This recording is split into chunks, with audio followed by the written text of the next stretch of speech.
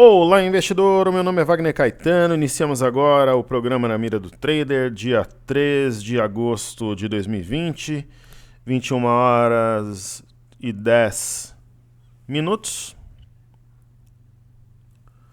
E estamos retornando com os programas no YouTube. Semana passada foi a semana dedicada à imersão. E agora normalizando, amanhã já tem cenário em vídeo, radar. Hoje já teve Telegram, o grupo aberto de manhã, teve cenário e vamos em frente. Pessoal, seu like é importante, compartilhe o vídeo. Se você quiser aprender, seja bem-vindo à Bolsa, treinamento gratuito, fica aí direto, os primeiros passos na Bolsa de Valores, especialmente direcionado para investidores de nível iniciante e intermediário. Caríssimos, eu vou começar fazendo os ativos fixos aqui, falando de Petro, Vale e Bancos. Petrobras aí na tela, uma baixa relevante. No petróleo, a gente estuda aqui sempre o Brent, negociado em Londres.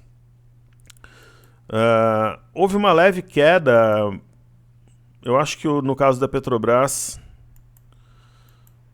ainda reflexo do balanço. O petróleo ele quase foi no nosso alvo, lá nos 45,20, que a gente fala desde o dia 22 de abril, que vai bater nos 45,20. Foi quase lá, ó, 45,86. Não, 44,86, 44,76. Então, mas acho que em algum momento vai tocar aqui no nosso alvo. Agora a Petro desceram a lenha mesmo na venda, né? Ainda é reflexo do balanço, a gente está durante a temporada de balanços. Nós temos um oco, ombro, cabeça, ombro. Então, neste dia, quando fechou abaixo da LTA, no dia 30/7, acionou tecnicamente stop.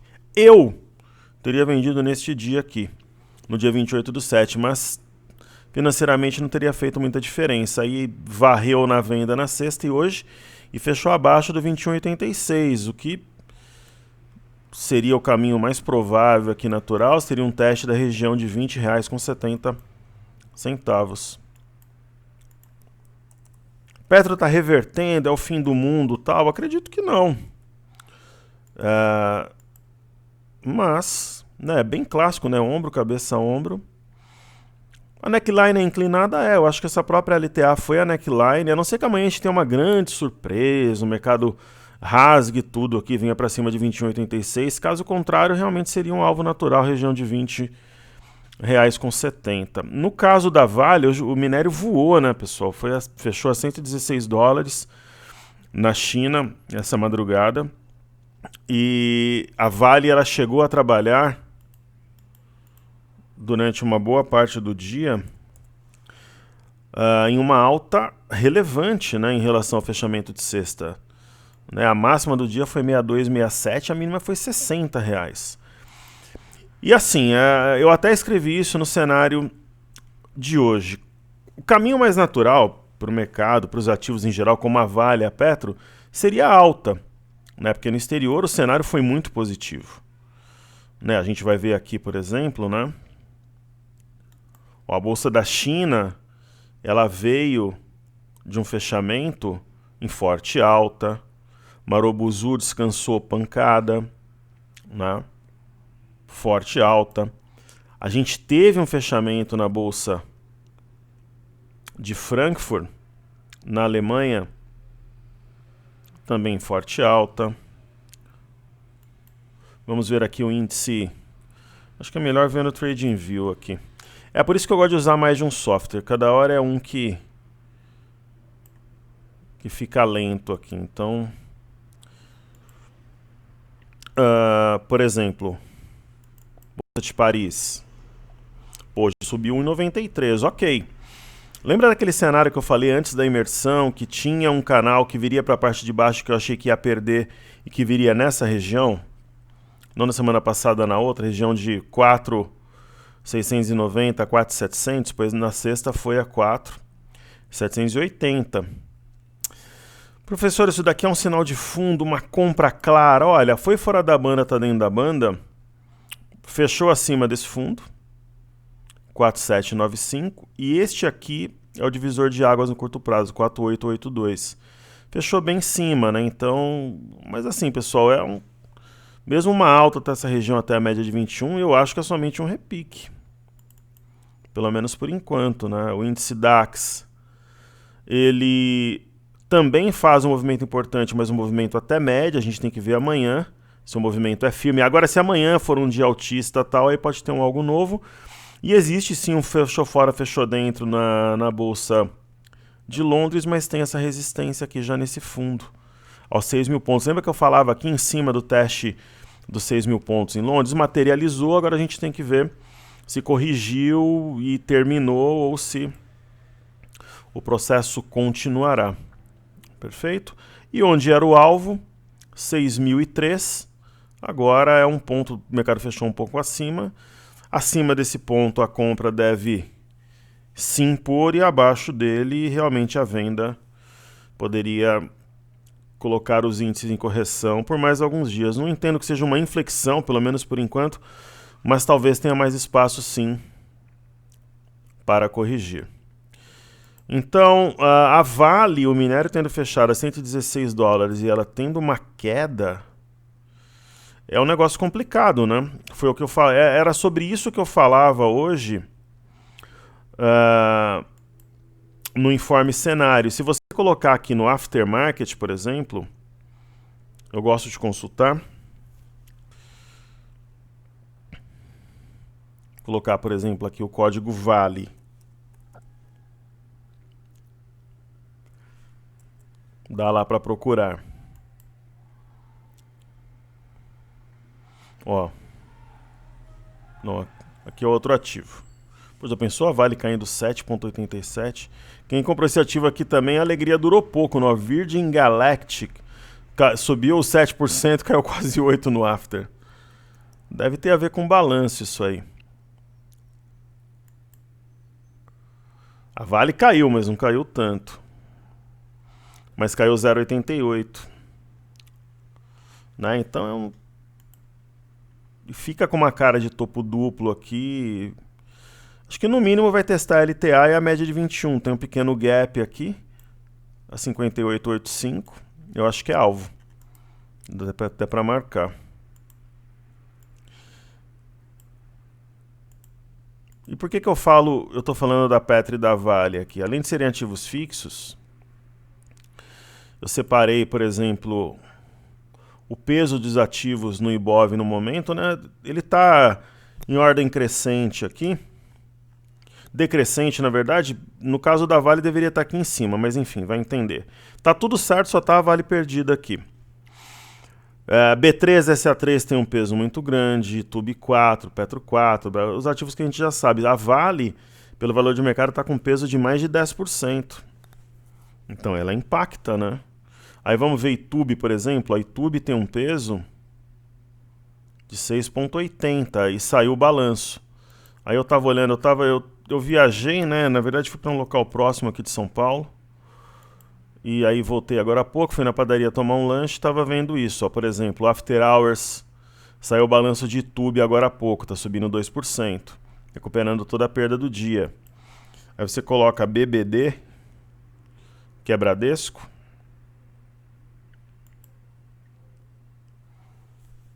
Ó como vai na esteira, ó, subindo 69. Aí você põe até uma Ambev que não tem muito...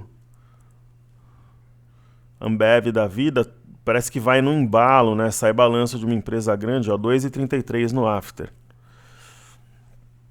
Né? Tudo bem que a Ambev caiu muito, né? Então é um negócio curioso.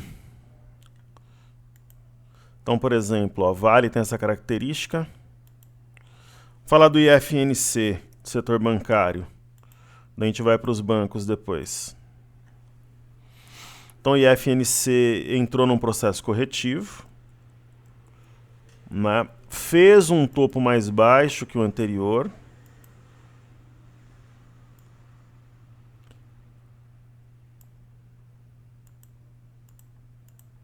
Isso quebra, né, a movimentação de topos e fundos ascendentes. Só que agora o IFNC tem um tríplice suporte. A mínima do dia 24 a 10.750. Foi aqui que veio hoje, ó, 10.744, certinho, respeitou.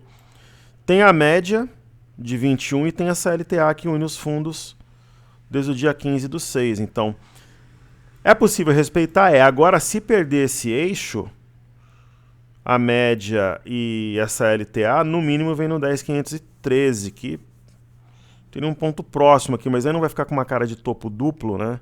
E o eixo seria o 10.750, é uma ideia. Aí vamos ver YouTube, o que aconteceu. YouTube 4. Uma queda forte na sexta, hoje a coisa equilibrou. Né? Também se aproximou da CLTA.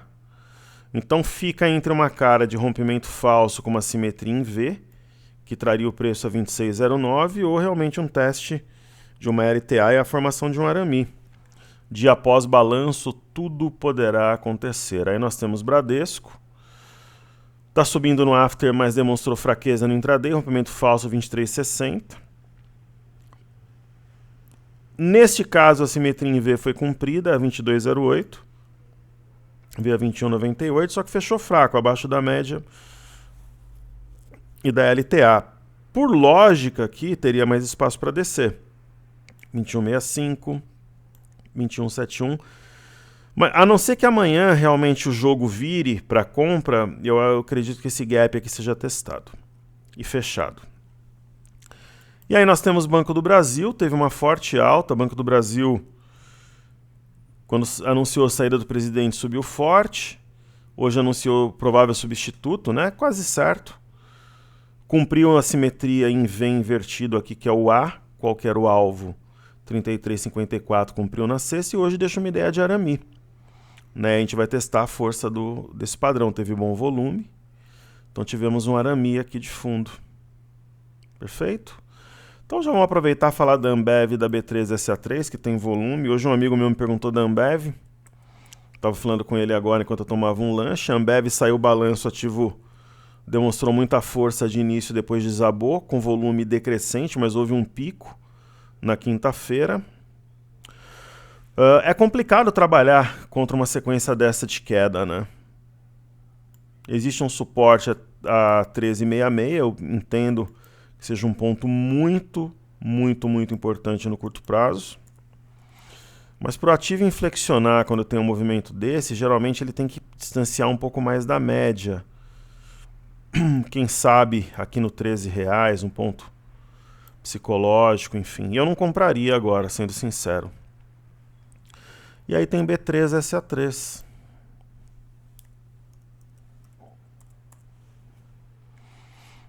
Ela fez um movimento muito técnico, utilizando a LTA, a linha de tendência de alta, praticamente como mescada.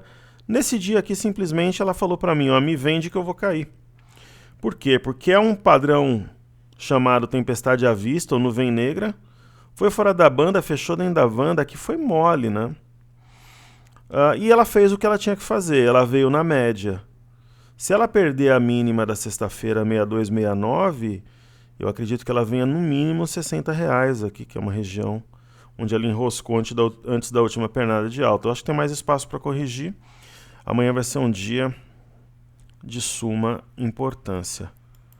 Aí nós temos o DI, DI1 F25, a gente vai ver na tela. Na verdade, vamos no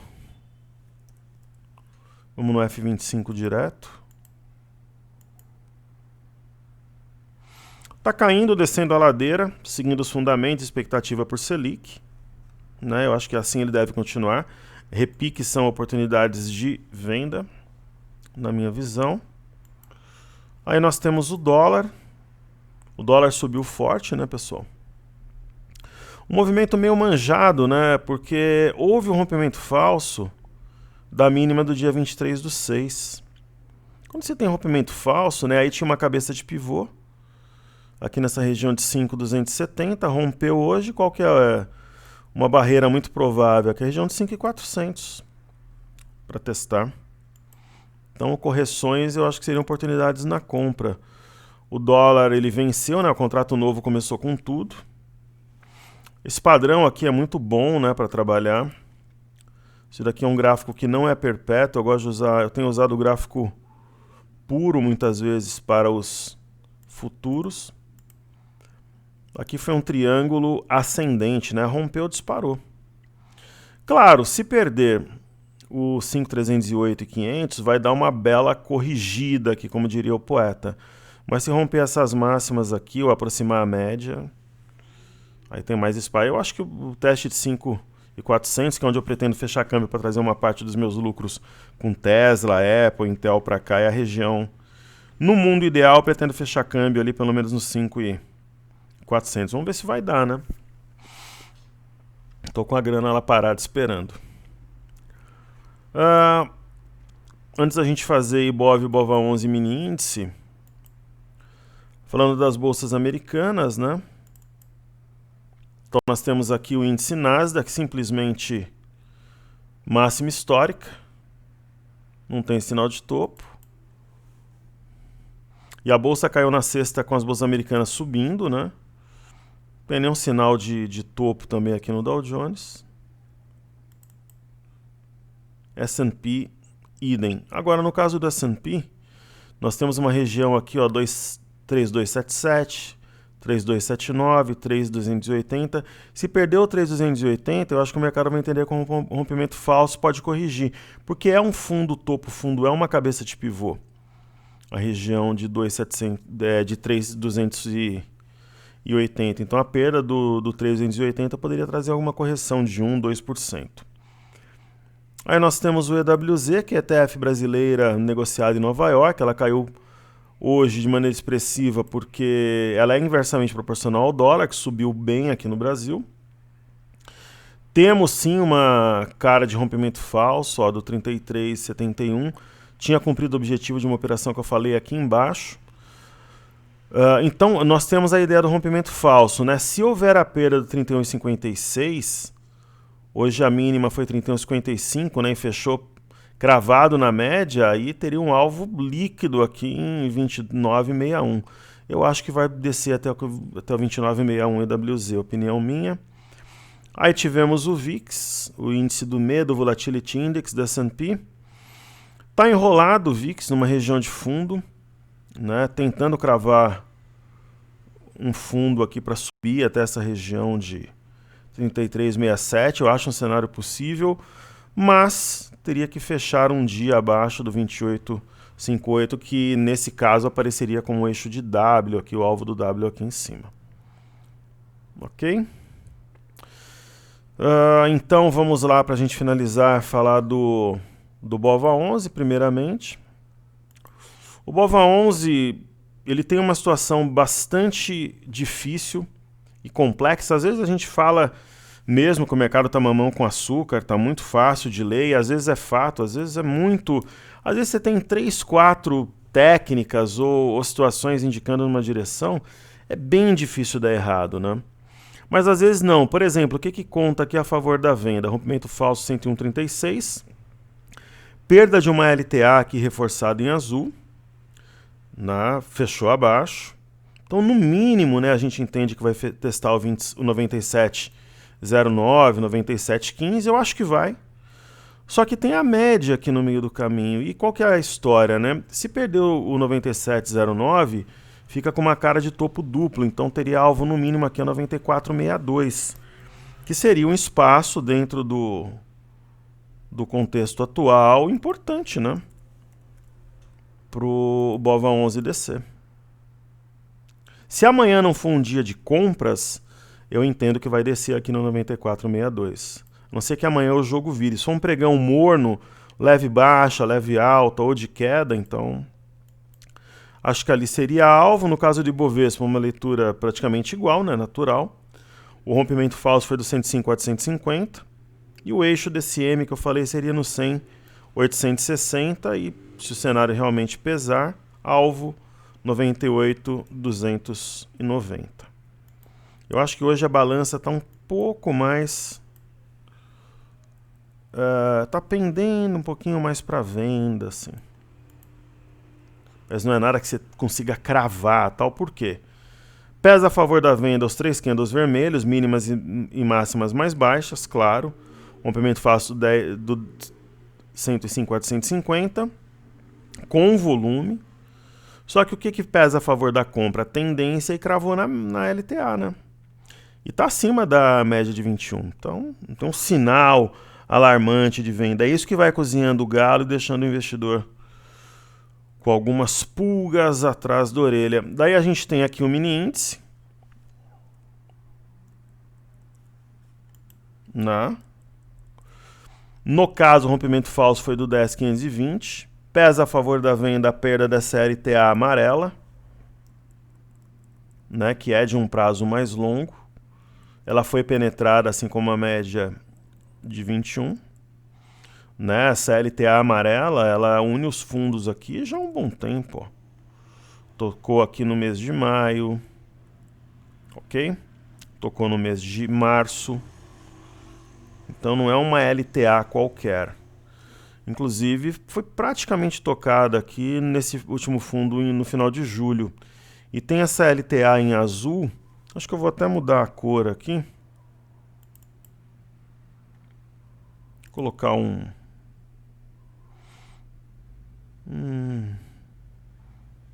colocar um cinza aqui. Então essa LTA que está em cinza agora foi tocada também. E ambas... A de cinza foi respeitada, a amarela não. Aí tem a média aqui em fúcsia de 21. O grande barato qual que é? Se perder o eixo do topo duplo em 100, 910, teria um suporte mediano a 100,230, mas teria alvo a 98,300. Então não é um movimento à toa ou alguma coisa do gênero, né? No gráfico de 60 minutos, por exemplo, aqui no índice, eu tracei duas linhas de tendência, né? Essa que liga desde o dia 12/6 e essa que liga os fundos desde aqui do dia 13/7. Essa LTA mais curta foi testada, inclusive o mercado veio abaixo dela e repicou, no final. Aí o mercado ele fica aqui entre a cruz e a espada, eu vou explicar por quê. Porque que o movimento ele é enrolado. Eu acho que essa LTA não tem mais sentido a gente manter. Eu acho que esse suporte não tem sentido. E essa LTA mais curta também não. Então, essa LTA aqui ela foi perdida, né? Deu uma venda, inclusive, intraday, para quem faz aí o day trade. Por que a leitura do mercado ela é complexa? Houve um rompimento falso, um topo duplo. E se a gente olhar esse topo duplo de uma maneira mais ampla, ele tem alvo a 100,910, que é onde começou aqui o movimento. Né? Aqui, por exemplo, ó, nós temos, eu circulei uma possível cabeça, um ombro e um possível segundo ombro aqui. Então, caramba, seria um ombro, cabeça, ombro invertido, é uma figura de alta. Essa figura apareceu aqui, ó, entre os dias 27 e 28. Ombro, ombro, cabeça, cabeça, ombro. Né? Então dá realmente essa ideia. Porém, entretanto, todavia, quando apareceu esse ombro, cabeça, ombro invertido, inclusive teve um outro aqui, na verdade é a moda dos ombros, cabeça, ombro, né? Deixa eu ilustrar aqui para ficar algo mais claro. Então aqui também teve um ombro, teve uma cabeça, teve um outro ombro, no caso, naturalmente, figura de alta, figura invertida. Né? E tinha ocorrido um outro oco também. Ombro. Vou mostrar para vocês a complexidade da situação. Cabeça. Ombro. Então, por exemplo, aqui veio de um movimento de baixa. Inclusive, ó, tá vendo este movimento aqui é parecido com esse, ó. Concorda? Este movimento aqui dos dias 22, 23/7 é parecido com o movimento dos dias 29 e 30/7. Pancada, oco. Aqui caiu pancada, o oco invertido, né? Pancada, oco invertido, pancada, oco invertido. Aqui deu certo, aqui deu certo. Ok? Será que aqui vai dar certo de novo? Aqui veio de um processo de alta, aqui era provável que sim, né? E esse daqui de um processo de baixa. Será que esse, de repente, atraiu compradores e vai ser uma pegadinha e vão arrebentar para baixo? É o que a gente vai ver amanhã, se o padrão se repete. Porque hoje tinha também um ombro, é aqui que eu quero chegar, ó, cabeça, ombro. E esse falhou. Por quê? Será que os vendedores estão com fôlego maior? Este daqui falhou, veio aqui no eixo do M e bateram. Então, eis a ideia. Né? Amanhã já saberemos. Então, isso é um mercado no momento, search and destroy. Porque o camarada ele se baseia na situação mais técnica e nem sempre ela se materializa. Mas o que você faz num caso desse? Tem que operar no fio do bigode e geralmente após uma época complexa dessa vem uma época mais tranquila, linear e previsível. Ok? Então é isso, pessoal. Amanhã eu volto com o programa Cenário em Vídeo de manhã. Seu like é importante, compartilhe o vídeo e seguimos juntos porque juntos somos mais fortes. Valeu!